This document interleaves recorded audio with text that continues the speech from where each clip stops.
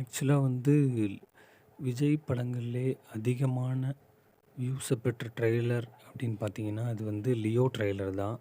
இது வந்து கிட்டத்தட்ட 24 ஹவர்ஸ்க்குள்ள 47 மில்லியன் கிட்ட வியூஸ் போயிருந்தது. கிட்டத்தட்ட மாஸ்டர் எல்லா படங்களுமே வந்து இந்த ரெக்கார்டை பண்ணியிருக்கு. பட் இப்போ வரைக்கும்னு கால்குலேட் பண்ணால் தமிழ் படங்கள்லே கூட மோஸ்ட்லி அதிகமான வியூஸ் வந்து ஒரு நாளைக்குள்ளே இவ்வளோ வியூ போயிருக்கு, இவ்வளோ லைக்ஸ் வந்திருக்கு அப்படின்னு பார்த்தீங்கன்னா, அது லியோ ட்ரெய்லர் தான் முதல் இடத்துல இருக்குது. இப்போது இந்த ட்ரெய்லரை வந்து அடுத்து வரப்போகிற ஜனநாயகன் ட்ரெய்லர் பீட் பண்ணுமா அப்படின்றத பொறுத்திருந்து தான் பார்க்கணும். ராவண மவன்டா அப்படின்ற சாங் வந்து இப்போ ரிலீஸ் ஆகிடுச்சு. வேறு லெவலில் இருக்குது இந்த சாங்கு. இது வந்து எந்த சீன்ஸ் ஃபைட் சீக்வன்ஸில் வரப்போகுது அப்படின்றது தெரியல.